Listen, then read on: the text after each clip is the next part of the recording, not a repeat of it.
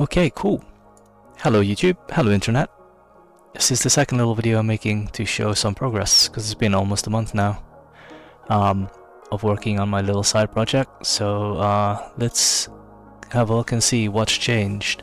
I've remember so in the first video I made, we stopped at the end of the quest chain as I've implemented it, which was in the warehouse district. And if you go back and watch the video, you'll see that there wasn't much in the warehouse district because I didn't really implement anything yet. So today, rather than playing through the whole game again, I'm just going to show that level because I've been building it out slowly and extending the quest line. And I think it's going pretty okay. It needs a lot of polish and there's a couple of bugs maybe, but I think it's getting there. So let's just go to that level. Yeah, I made a little save game so that we don't have to do everything again. Cool, and this is it. So we're in the warehouse district. Currently our quest is the same as it was before, the second Bonehead Bros description. So we need to head to save the Bonehead Bros. That was the final quest. As you can see, it's no longer just a grey floor with a grey building box. It actually has like a little train station that I've implemented here now. I'm still building it out and adding assets and such, but yeah, it's getting there, as it got a giant epic staircase.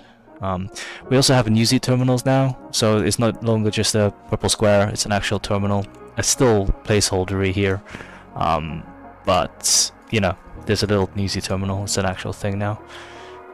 There's some hologram things I'm still texturing and figuring out the texturing, because I mean, it looks a bit much, you can't really read what it says, but you know, it's cool to have holograms in a cyberpunky game. But yeah, so we'll just head down the road like we did in the previous playthrough.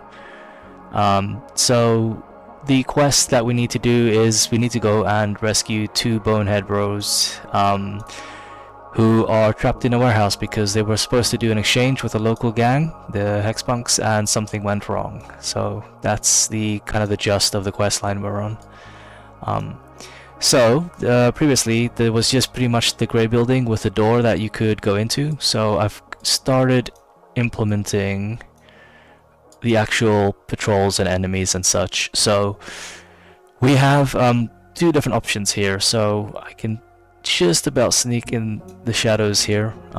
There's the door as per usual, so we can go through the front door, which may or may not be the best case to do things, or we can be inventive and see if there's another way in to the building. Before I do that though, I want to show you guys the latest trap that I implemented as well.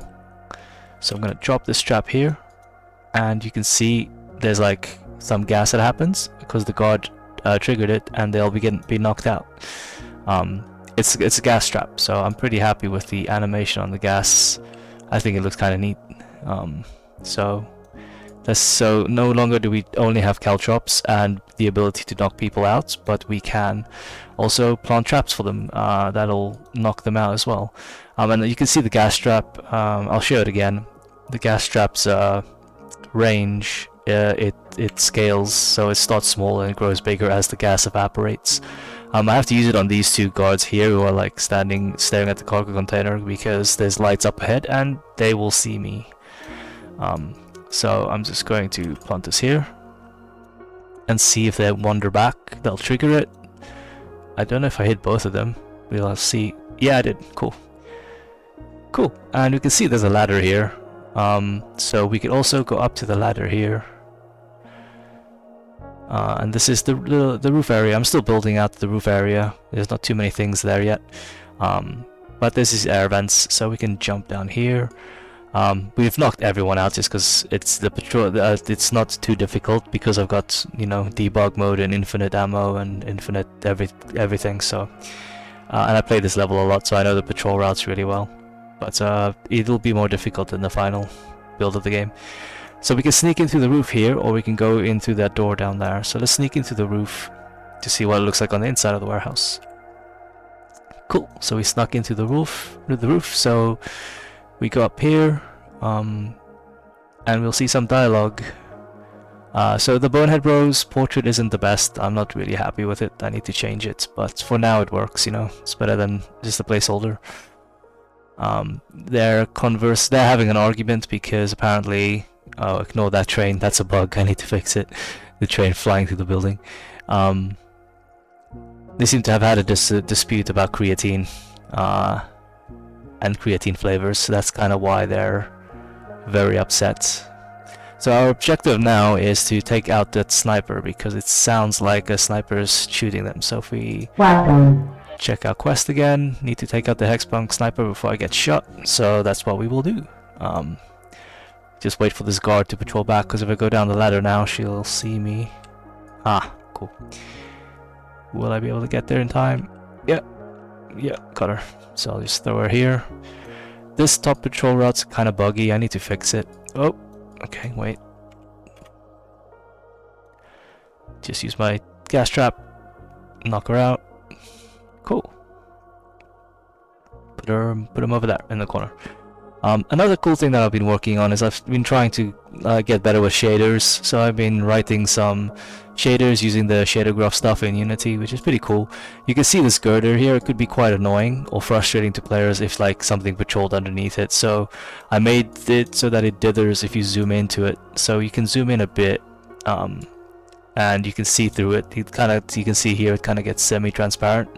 So I'm going to be adding that to some objects in the game whenever it could get in the way. So if we go down here, for example, if I run in here, you can kind of see there's no dithering. I can still zoom in, which is useful, right? But it'd be nicer if it just kind of faded out so that the player could choose. They don't have to zoom in too close, see, like that.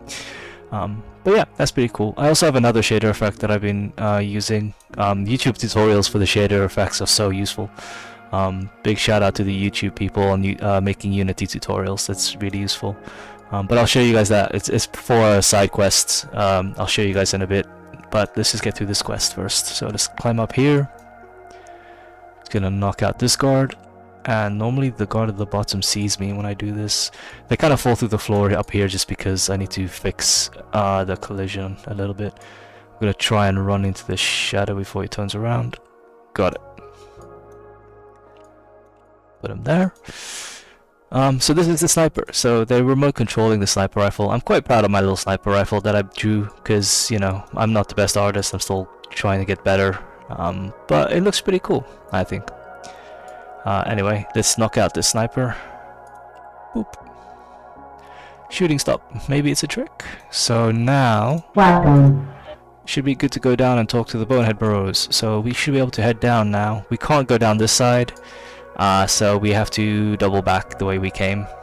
That's kind of on purpose, just because I want players to have to explore the whole warehouse because I spent so much time building it. But if you have upgrades, you could probably just jump across that or glitch through that or teleport if you have like the implants that I've not implemented yet. You remember the debug implant, so I can go like this or this. I'm gonna just put a trap here to knock this guard out. Go around this way. They should be asleep by now. Yeah, cool. This is a bit of a squirrely, difficult area because the lights are quite bright here. Let's see if I can just sneak along here. Kind of visible, but not quite. Put another trap down. Didn't see anything. Go to sleep. So you can see I'm like I make heavy use. They're supposed to be coughing and have like little coughing text happening. For example, another thing I added was let's see if I can show you guys the with the caltrops. Well, yeah, let's see. This should work. See, they say like I'm bleeding, or they respond to the type of trap that they hit. So, oh gosh, she's gonna shoot me, but that's fine. So let's just knock her out. So you can see they respond to the oops, there you go, the trap. But they don't for the gas, and for the gas they're supposed to making coughing sounds. I'm not sure why that doesn't work, so I have to go and fix that. But we're here now, so let's go here, go down here, and talk to the Bonehead Bros who are taking cover behind this cargo container. Name Shock and his awe. Damn sniper had us dead to rights. Thanks for the assist. Nice to meet you both. Uncle Bone sent me. He's waiting to hear from ya. So they'll go and grab the rifle and then head back to Uncle Bones. So that's it's pretty funny because I can shove them because of how the nav agent works. So they're so big, but I'm like, no, you shall not pass. But they have anger problems, so I should probably let them go. So there they go. So the next part of the quest was to clean up after them, right? Time to clean up the mess. So that is the bit that we need to do here. You can see there's a lot of dead, not just knocked out, but actual dead Hexpunks. So we should probably clean them up. And if you remember in the previous video, we had the hotel that we had to clean up all the dead people, because that's kind of our job. We've got a dumpster here. I'm going to change so when it comes to this cleaning mechanic, I'm still not happy with it. I think it's a bit tedious, so I'm trying to find a way to make it a bit more fun. I also found I thought of a way to make it to tie. I'm just gonna keep cleaning as I talk because it takes a little while. I found a way to tie in this cleaning mechanic to the story, so it's a bit more narrative driven, which I think is cool. But to be able to do that, I need to build a new side quest in the previous areas before you get to this area, and that's going to take some time. So before I do that, I want to make sure that the cleaning thing is still like fun enough, because that was easy enough, right? We just pick up the bodies, but this is we have to clean up the blood as well. So if you remember, we have like Mr. Sudsy.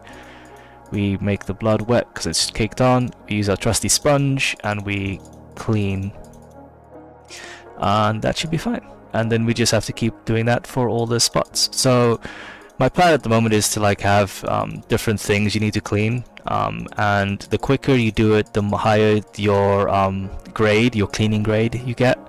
And if you get like S tier cleaning or something like that, you get more reward in terms of money. And you spend the money to buy traps and implants and things of that nature. So all these gas traps that I can just keep flinging because I've got infinite amounts of them, they'll be expensive as heck to buy because they're really powerful. So to be able to bankroll all that, you will need to be able to make money. So you're kind of incentivized. And you can make money by cleaning really well like this and getting S tiers and stuff like that. And my plan is to also have like the corpses that you throw in dumpsters. They'll go to like specific areas that'll get you some reward from a different character I need to implement. So Uncle Bones is thanking us for our help. Yeah, they weren't too problematic. They left a mess, but nothing I couldn't handle because I cleaned everything. Good. Gus wanted me to inform you that he wants to talk. Cool. I'll go and talk to him. So if you remember from the first video, Gus is our fence. He's the fella that hooks us up with all these jobs. So if we look at our quests, we have to head back to Gus. So let's go down here. We did knock everyone out, so we can pretty much just leave through the front doors now. We don't have to go all the way back the way we came. So let's do that. And we don't have to clear or clean these guys because they've just been knocked out. We did that. We just had to get the quest people. Cool. Cool beans. We're out of the warehouse and now we just need to head back. So this is pretty much all I've managed to implement at this time. If we cross the road again, you'll see like pretty much similar things to what you saw in the previous video. Like there's just a bunch of empty space and grey buildings. So we'd probably just, yeah, for example here, so we'd probably just head back to the train station now and then go back to Lowtown. But before we do that, I'll show you guys the other side quest I implemented. It should be up here, and this is the second place I was messing around with shaders. So there's like a what's the word?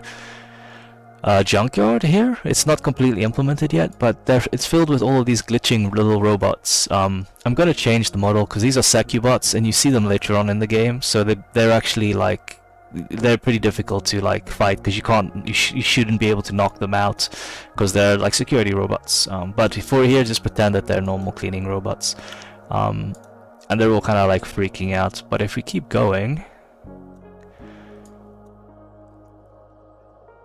All hail the Mother Orb. Welcome the Mother Orb. Welcome the Machine Mother.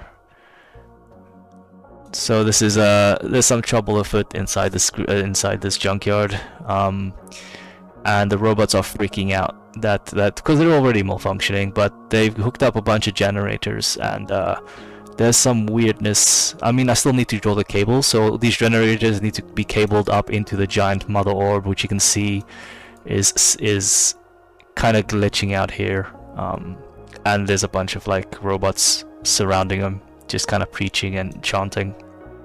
The mother orb knows all. So if we go to Wow. quest log, machine cult, we can see I found some really weird stuff happening in the warehouse district. A bunch of malfunctioning bots hooked something up to a bunch of salvage generators. They are chanting around in a strange orb. Whatever it is, it gives off evil AI vibes. I should keep an eye out for ways to stop it, maybe. Currently you can't stop it, it is just a giant orb, but you're going to have a way to stop it, and I like to think a funny way, but I haven't implemented that component yet. So it's similar to the cheese one in the previous video in Lowtown. The side quests, I kind of just, whenever I think of a good one that'll be fun, I implement the beginning bit so I don't forget it, and then I need to implement the rest of it when I get to, you know, that part of the game that I've not developed yet. So anyhow, like, let's head back to Lowtown and then I'll probably end the video. This is a quick video to show what I've been working on. Yeah, so hopefully that was interesting. I hope it looks like an improvement. The next thing I'm going to be doing is to make these vending machines usable so that the player can actually, for example, we've got 80 health left because we got like hit with a shotgun a couple times.